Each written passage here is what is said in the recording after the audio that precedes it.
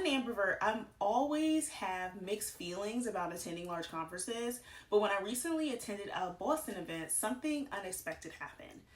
While reconnecting with some familiar faces, a stranger really did change my perspective on advocacy. Her discussion on transferable skills and the importance of government boards lit a fire that made me rethink how I approach advocacy in my work. I'm Tamisha Campbell, founder of Enhance Black Women's Health, and I aim to help healthcare providers like you develop culturally competent practices to reduce health disparities and improve care quality for Black women. And in today's video, I'll share 3 actionable steps I'm taking to advocate for cultural competence in healthcare and how you can do the same. Plus, stick around because I've got a bonus action plan that's just for you at the end. So, cultural competence in healthcare isn't just a buzzword. It's a game changer for reducing health disparities and improving health outcomes. And here's why it matters. It improves patient satisfaction. Patients who feel understood and valued engage more actively in their care. It supports better health outcomes. Providers who tailor their care to patients' unique circumstances can improve recovery rates in long-term health, and it reduces health disparities. Trust in healthcare systems encourages more preventative care, which helps to close the gap in outcomes for BIPOC communities. Now that we've talked about why cultural competence is essential, let me share my steps to move beyond awareness into advocacy. Step 1, understand racial and ethnic disparities in your area. To advocate effectively, you need data. You can start by researching disparities in healthcare access and outcomes. Knowing the numbers lets you target your advocacy efforts with facts. So here are your action steps. Visit your state's public health website to review data on disparities.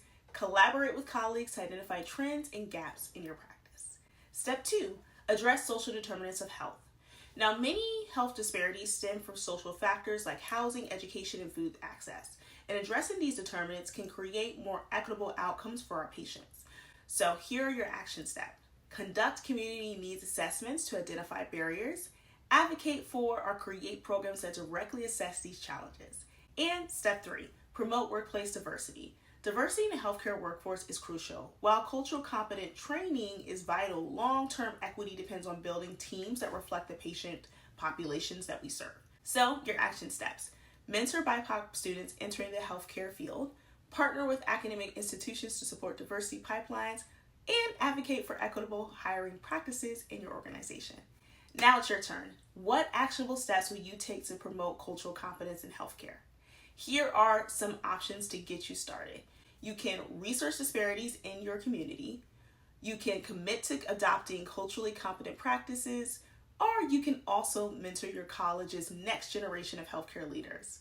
Don't overthink it. Start small, but start today. And I hope today's video inspires you to take action. So whether you're reviewing disparities data, addressing social determinants, or mentoring future leaders, every step matters in creating a more equitable healthcare system.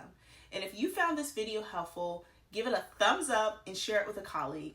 And remember to subscribe to the Enhance Black Women's Health channel, a space dedicated to helping healthcare providers reduce disparities, enhance care quality for Black women, and foster culturally competent practices. Click the subscribe button now and let's work together to make a lasting impact.